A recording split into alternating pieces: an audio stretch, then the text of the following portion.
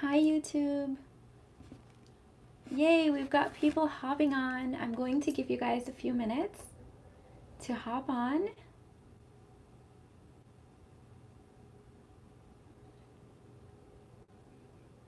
Let me know how everyone is doing.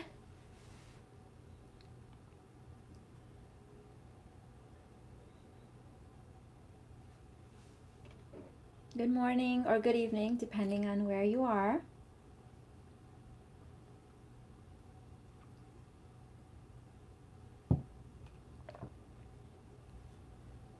Hi.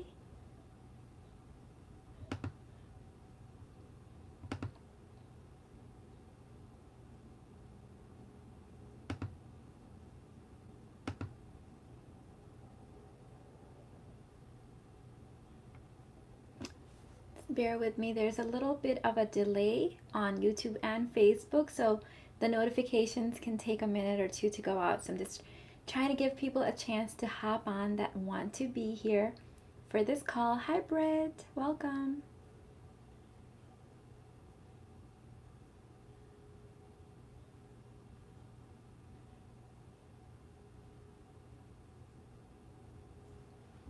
Let me also share this out.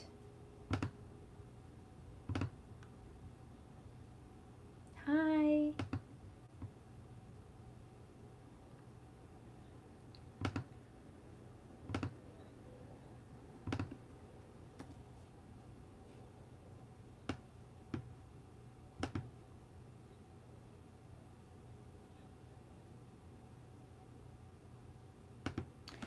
All right, well, let's get started. Hi, Samantha. Welcome, everyone.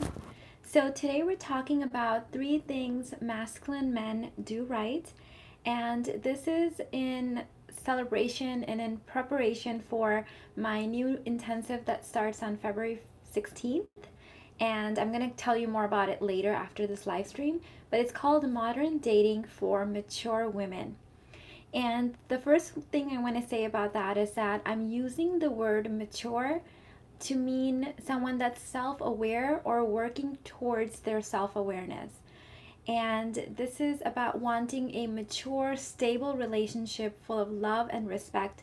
It has nothing to do with age, because as we know, age is not always a good indicator of emotional maturity, of self mastery, of consciousness or self awareness. So I've seen people in my own practice that are in their early 20s that are really wise, really mature, really stable.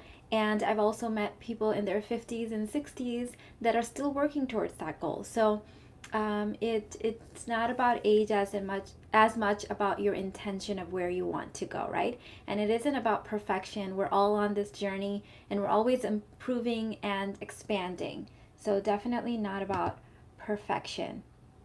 All right. Welcome everyone. Hi.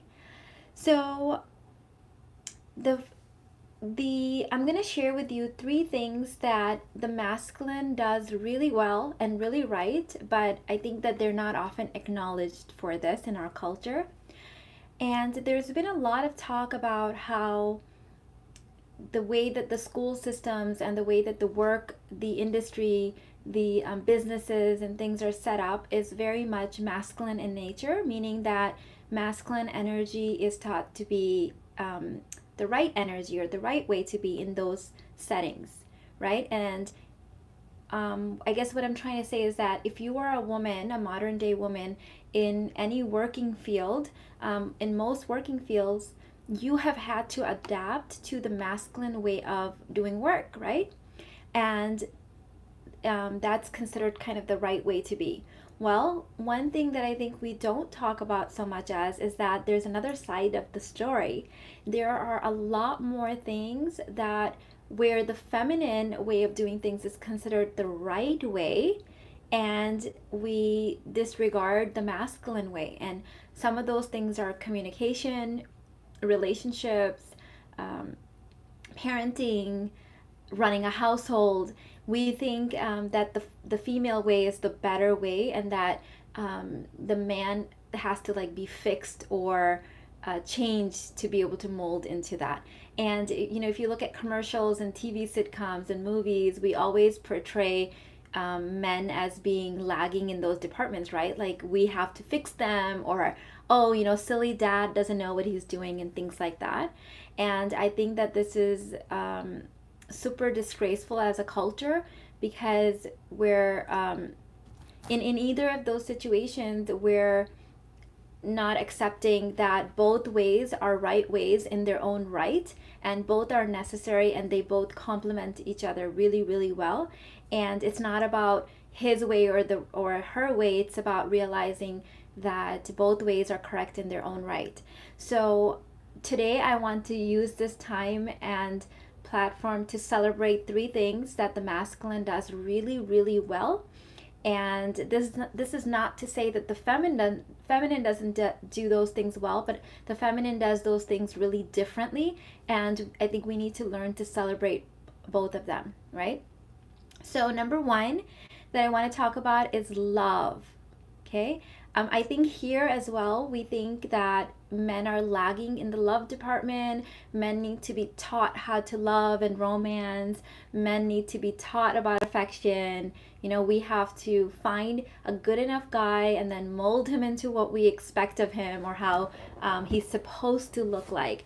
But I think that the masculine does love really, really well and really beautifully. And the masculine form of love is oftentimes the more quieter, calm, mature type of love. And again, this isn't to say that the feminine isn't mature, but the immaturity comes from expecting either gender to change themselves and mold themselves to exactly how you need to be loved. That's emotional immaturity, in my opinion. And so the masculine love is more action oriented, right? He may not be the one that's on his knee professing his love every moment of the day. And oftentimes in my practice, I've seen that the people that are doing that, the men that they are doing that, are immature in some ways, or they're talking a lot and there isn't necessarily a lot of action backed up, right?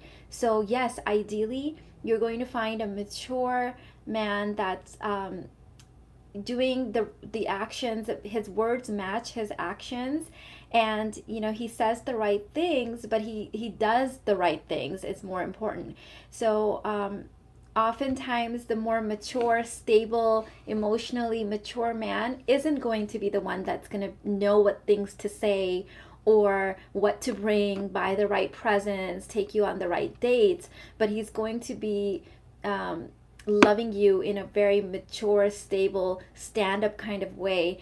His actions will often be speaking louder than his words, and that's where the masculine counts, right? That's where he's showing up and matching his love and his actions to match up, not necessarily his words.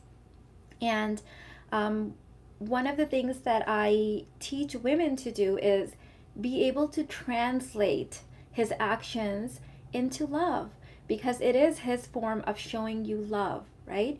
What we're trying to do is say, if he could just speak it, right? If he could just say it, if he can just do it the way I want him to do it. But that's negating his natural tendency to love you in the way that seems right to him. And so what if we can also realize that his acts of service are love, and we can be the translator of that and appreciate that, and let him know that I see your love. I see it, even though you're not saying it in exactly the way that I need you to say it. I see it because you're speaking it in your language, and I'm able to translate it, right? Oh, thank you so much, Britt. Thanks for the compliment.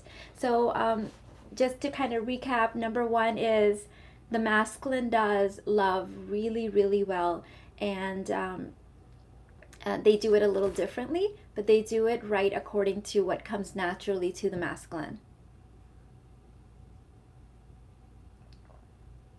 Okay, so number two, the second thing that I think that masculine men do really right is the way that they communicate.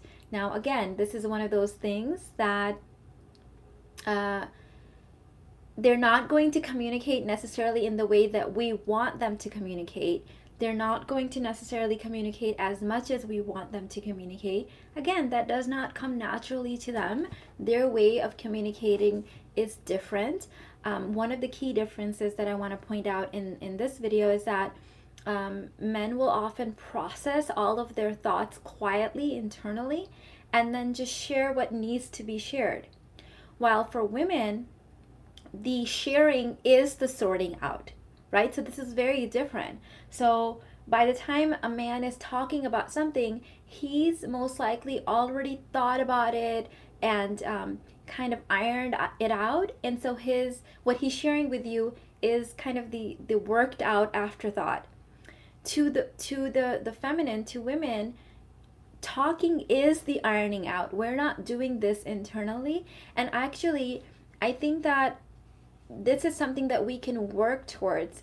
And this is one of those where we can learn a little bit from men. And then this is part of my own inner work, has been to know which people to work it out with verbally, and with which people it's better to just work it out internally and just share the kind of the streamlined version of it. And this is really an art. And I think that this is part of our inner work, that not everything needs to be set out to everyone, especially men. Studies show they just don't take the same number of words in. It's too overwhelming for them. They don't speak as much as women, and this difference is already there when they're born. Like, they've studied newborn babies, and there's the gender differences are there, like from day one, in how much they respond to communication and how much they babble or not babble. So this is something that's just ingrained in us, and to be aware of it and not try to change the other gender to mold into our way of doing things, but realize that thank God it's this way, right? That we complement each other, because otherwise both partners would constantly be talking. It would be so overwhelming. We'd both be wanting to be heard, right? So it's a beautiful dance, and we need to accept it and not constantly be trying to change the opposite gender. So I want to take a little break here now. I'm sharing with you 3 things masculine men do right, and that we need to celebrate that and accept it and love them for it. So I've shared with you 2. Number 1 is love. They love right. They love in a very mature way. Remember, loud, professing love isn't the only way of love. Quiet, mature, doing love is just as much love, if not more love, because that's the one that's the stand-up love. It's the consistent love. It's the backed by action love. And one way is not the right way. It's just realizing that we both bring different things to the table. Number 2 is communicate. I think that the male way of communicating is really beautiful, really mature.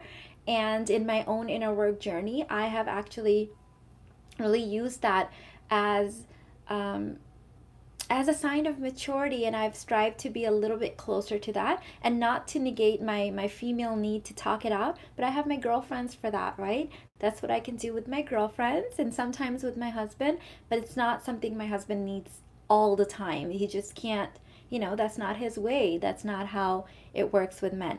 So I'm going to take a break and share with you my information about my intensive, and then I'll share with you the third one, which I think is the most important one right now that seems to be lagging in our culture, and I'm gonna probably do a whole other video on that too. So I have my Conscious Couples Intensive launching on the 7th, and that is for couples to take together, or for just women to take by themselves. But I also have a second intensive that I just launched yesterday. It's a pre-release. It starts on the 16th, that everyone in my Babes Club, my single girls, were asking for. And this is called Modern Dating for Mature Women. And again, I'm using the word mature to mean self-aware, or working towards self-awareness, wanting a mature, stable relationship full of love and respect. And this is going to be an 8-week intensive. There's a lot of outside reading required. There's going to be a lot of assignments that I'm going to have you guys do. It's a dating intensive, but it's a lot of inner work in there, and a lot of learning the differences and polarity between men and women. So you can check that out. It's linked in the description box. And if you're in the Conscious Couples Intensive already, message me. There's going to be a special pricing for you. So I'm really excited about that. I know my single girls kept saying that you have so much in the Babes Club and so many programs for relationships. What about a single girl? So this is for my single ladies, okay? All right, so let's talk about the third one. So the third thing that masculine men do right is parenting. And this is a big one, ladies. The reason I'm putting this in this video is because it oftentimes you may be dating men who have children, or you may have children and you're bringing a man into your children's life. And the one thing I want you to realize is that men parent differently than women, but this does not mean that our way is superior. One of the biggest mistakes that I made in my own marriage was thinking that my way of parenting was the softer, gentler, more loving way, and that my husband needed to change to my way of parenting. I consider this one of the biggest parenting mistakes I have personally made in my life, and I often work with couples or women that are in the exact same situation. That's why I attract my soulmate clients, because they're going through the same stuff I've been through, where they are thinking that their husbands need to change their parenting or their boyfriends into the way they are parenting. And this cannot be further from the truth. In fact, this can cause so much damage to your relationship, as well as damage to your parenting as a team. And one of the biggest realizations for me as a human being, as a person on my own inner work journey, is that my husband's way of parenting is different than mine, but it's complementary and it's so necessary that my children need that type of parenting as much as they need my type of parenting, which is going to be more, feminine energy based, and his is going to be more masculine energy based. Now, sometimes this can get switched in relationships. If you tend to be the stricter parent, if you're the woman and you tend to be the stricter parent, men are really, really amazing at self-regulating energy. So if they find that you're being stricter, then they will naturally, subconsciously, without even thinking about it, go more into the feminine energy. But what's going to happen is that instead of finding balance there, you're going to start getting annoyed that how come he's being too nice to the kids and he gets to be the fun parent while you're stuck with all the disciplining and all of the not so fun stuff. So there's a way to reverse that balance in relationships that I work through, and this is also something that I'm adding on to the parenting toolkit this year. I'm adding on a couple of modules to that, and I'm going to help you switch that dynamic if you're stuck in that. But again, back to what we're talking about, which is we need to celebrate masculine parenting. It is so lacking in today's society. Even if you don't have, maybe you're a single mother, you don't have a husband or a man helping you, you need to recognize then that the community leaders, your brothers, your father, uncles, people that other men that you have, need to be involved in your children's life, because both little girls and boys need that masculine form of parenting. It's going to be very different than yours, but it's going to complement parenting so well. And these days, I think we've come to think that the feminine way is the right way. And as you can see, the newer generations the new generation is growing up super entitled and super soft, right? There's a lot of softness and a lot of babying them and coddling them all the way up to their 20s and 30s. But there's no the discipline and the honor and the respect and the high standards. All of the stuff that comes from the masculine parenting is really, really lacking. And this is something that my husband and I have worked on a lot in our own parenting. And we parent as a team now, and we both know our place. We both know our place in the parenting team, and we stick with that place, and we always work together as a team to resolve issues privately, and then there's always this joint working from the team in front of our children. And I think this is so key these days. Okay.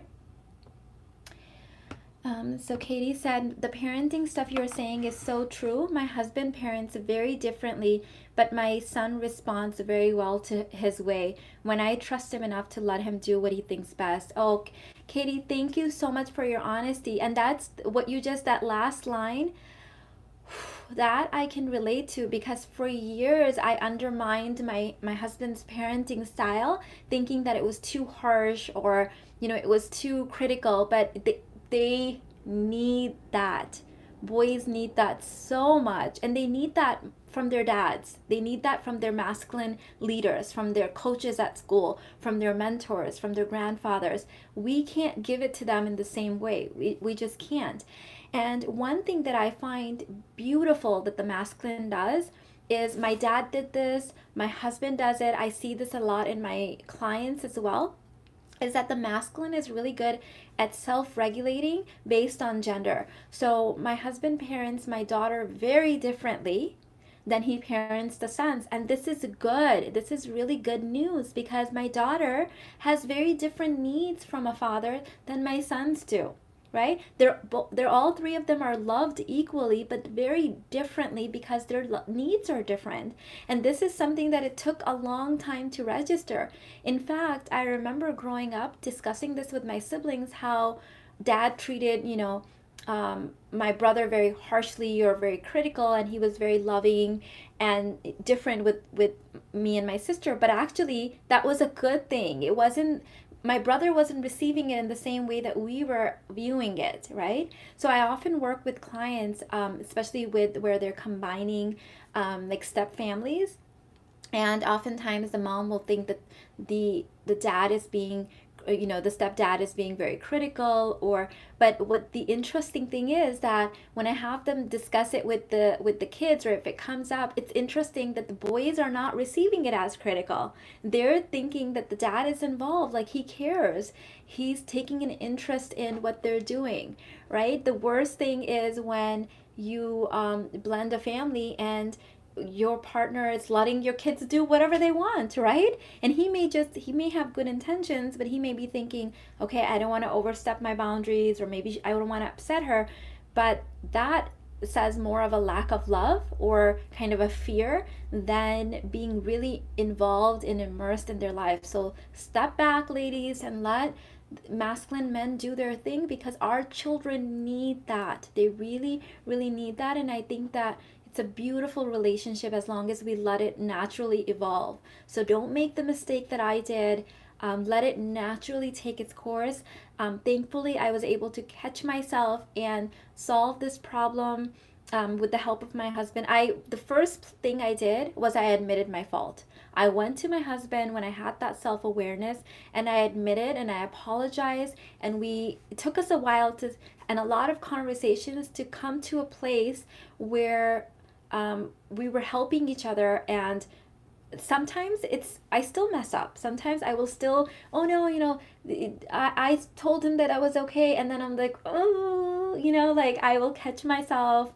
And it's important that you let your partner know when you catch yourself, and let him do his thing, because men, I think, are naturally good at this. My husband doesn't negate my parenting. He doesn't step in, correct me, fix me. It was me doing it. I think women tend to do this more because, again, culture, society, movies, commercials have been telling us that men don't know how to parent. They do know how to parent when we're not butting in, right?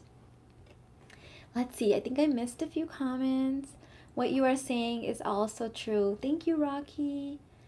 So true. I see this in my husband. I love that. Yes, it's all about recognizing the beauty and the dance, right? It's this perfect synergy and dance between the masculine and feminine.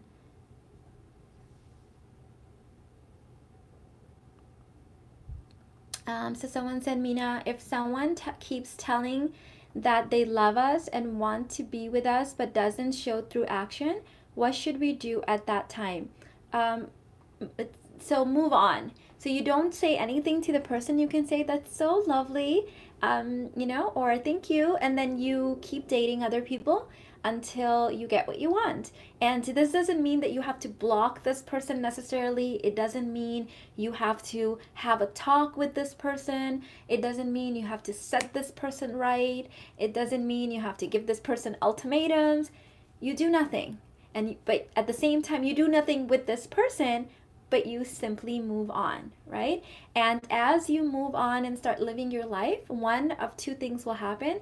Either this person will see that you are not a woman that's gonna buy into their BS and they will slowly walk away, or they're gonna realize, oh, okay, more is required of them. Words don't matter to this woman, actions do. I need to step it up. And if they really want you, then they may step it up. But don't be looking over your shoulder saying, oh, is he coming after me? Did he text me yet? No, you really move on and you go and have a beautiful life and have fun and do your inner work and do your self-care and date other men and have fun dating with no outcome orientation. Just go have fun and let it naturally unfold, right? We're not trying to control, we're just letting things naturally unfold.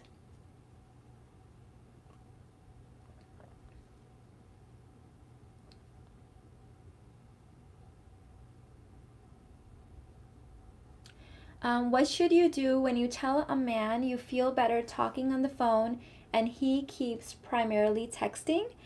So don't, I would say respond back only to the necessary text messages. So things like maybe he's setting up a date or something where it's like, okay, I'll see you at 8 p.m., something like that. But don't be quick to respond back if texting is not your thing. So texting is definitely not my thing. So I'm not responding back to every text message or getting into long like conversations over text. Luckily, it's my husband's not favorite mode of communication either. So when you make yourself a little scarce in texting, then he may realize, oh wait, I remember she said that she likes phone conversations more, and then that may prompt him to call you. But again, we don't wait for and try to micromanage the outcome. We let it flow naturally. Okay, be in observing mode rather than controlling and making do mode. You're very welcome, Chelsea, anytime. So let's see, I think I got that. Okay, so next question. My husband lets my son react off limit ways. I am afraid he thinks reacting is right way. Okay, I'm sorry, babe. I'm not really sure what you mean by that question. So if you can give me a little bit more detail, I may be able to answer that. Is this masculine ways? I'm not exactly sure. However, let me try to answer your question in this way. Your child's relationship with their parent, with their other parent, and your partner's relationship with your child is none of your business. Let that naturally unfold. Stop micromanaging it. I think that we have trained our bodies and our hormones and ourselves to always be on guard and micromanaging our partner's relationship. And one of the best things you can do is every time your partner is having a moment with your children, walk away. If you're not enjoying the interaction, walk away. Okay, calmly, not like throwing something and walking away, but just like let it be, let it naturally unfold. And if you're enjoying the interaction, stay there, smile. Okay, just energetically enjoy it. You don't have to say anything, and just let it be. You don't have to micromanage. Okay, if you really honestly think that your partner is abusing your child, and please really know the definition of that. I think that our culture has really abused the word abuse, where it means all kinds of things now. The things that oftentimes people consider abuse is ridiculous to me. So I'm not saying abuse doesn't exist. I'm just saying that the definition has morphed into all sorts of things that it doesn't need to be. If you seriously think that your partner is abusing your child, then of course at that point you need to involve professionals and authorities, and that's outside of your realm. But most of the time, that's not the issue, right? The issue is that we want them to parent the way we think it's the right way, and that's not the right way. That's your way. You need to let their relationship with their child be. The more you can accept that, that's one step closer to you starting to parent as a team, right? At some point, I'm hoping that you get to a conscious level where you can discuss these things. Like my husband and I discuss parenting, not all the time, not before every decision. We've fallen into a place where we know each of our limits and our space, and we let the other person handle their part of the program. But we've had conversations, right? Privately. Your kids don't need to see you arguing it out about parenting duties. Your kids don't need to see that you're not on the same page, right? And sometimes we're not on the same page, but we discuss that privately. And then when we come out, there's always a united teamwork kind of feeling for the kids, because you can have the most amazing, brilliant children, and human nature, they will start abusing that and start pitting you guys against each other if they sense that you are not united.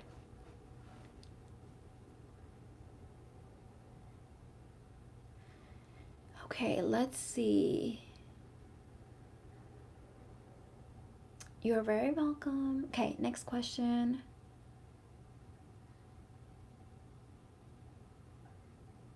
Okay, so the next question. Can I block my ex from social media if he isn't sending a form for my son's passport to travel?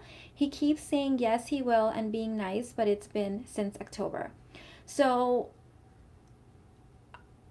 blocking him from social media has nothing to do with his passport. So I feel like that seems like kind of a passive aggressive, immature way of dealing with a real life issue. So you can block your ex from social media if you want to, but don't do it because of that. Those things don't relate to each other, right? So and I don't even see how he's gonna be like, oh my god, she blocked me from social media, so let me go ahead and send that form. I have personally been in this situation actually. When my son was born, my firstborn, he's from my previous marriage, and my ex would not sign the form that allowed me to get a passport, and I got it anyways, because you can go through an attorney or go through the court system, and you can get it anyways. So you can give him some grace and send him maybe one last message and let him know that you're still waiting on that. And the next thing you can do is hire an attorney. It doesn't cost a lot. I think I paid at the time, this is 14 years ago, $150 for my attorney to send my ex a message that, hey, we're going to court unless you sign it. And then we got it signed, and then we didn't have to go to court. So there's other ways of doing it, but don't resort to passive aggressive ways that don't correlate to each other. Like the social media has nothing to do with the passport. Unless you want to block him for other reasons, please by all means do so, but don't, that's not a very mature way of handling something.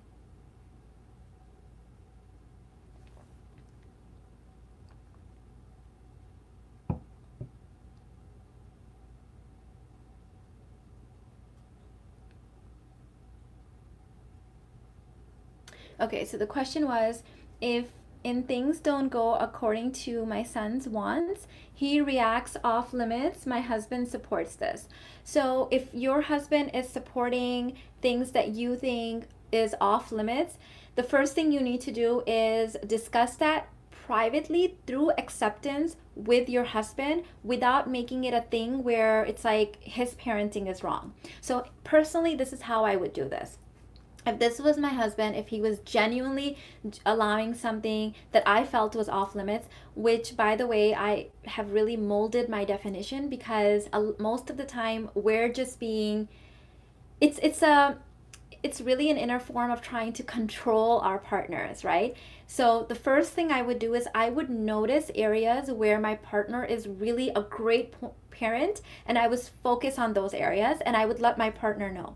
So for example, if this was me, and if I noticed that at certain points my husband was setting limits, And I would notice that, because what happens is the train wreck gets more attention.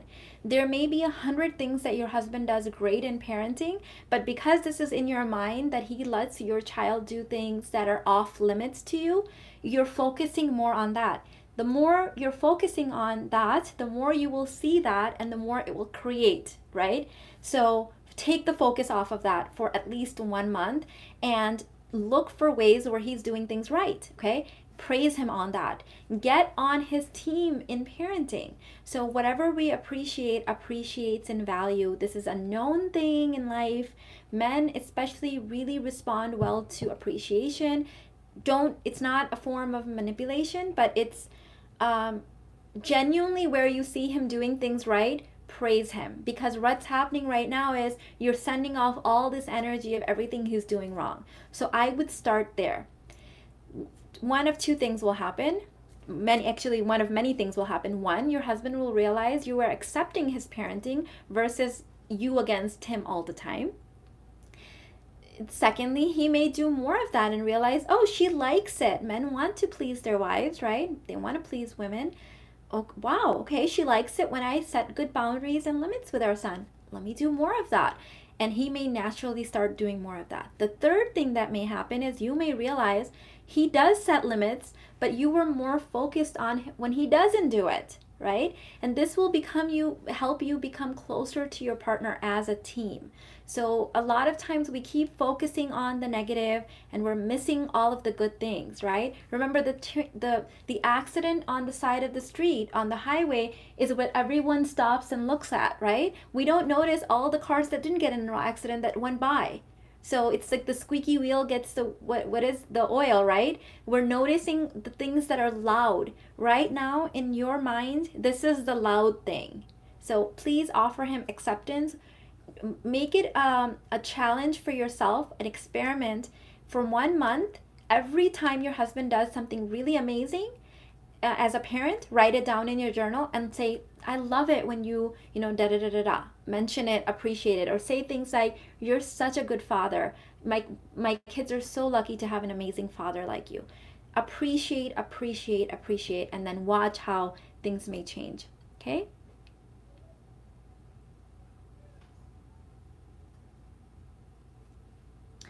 Okay, how can you get to a point where you care less and let things unfold naturally while dating? I often feel anxious and worried. Any resources? So yes, so this is where my modern dating for mature women comes in. It's launching on February 16th. It's a live 8-week intensive deep inner work. This is kind of the stuff we're going to be working in there. So I would highly recommend it for you. And you're really going to be amazed at the deep inner work. And also it's inner work, but it's also learning about men and their differences and celebrating them and how to inspire. Also, one of the key things I want to share in here is I think that women don't know how to recognize a good man, how to recognize what a good man looks like, right? What's a high value man, like what's his qualities, and how to recognize them. Because again, the loud ones, the ones that are kind of loud and overly confident and arrogant, aren't necessarily the high value men, but those are the ones that we go for because they are shiny and new and sparkly. But the good high value man, the stand-up guy, the honorable guy, the respectable guy, he's not gonna necessarily look very shiny and new to you. He may be the one that you describe as he's boring, but I'm gonna show you what are the qualities, how to recognize that, and what you should be looking for, because most of us don't even know. Okay, and this is all research based, so we're gonna have a lot of fun in there. All right, ladies. Oh, I think I had missed one.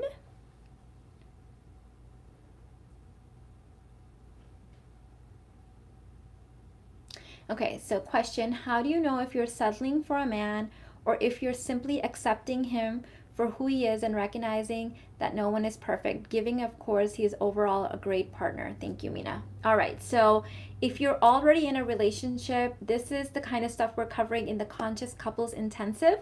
So I invite you to join me there.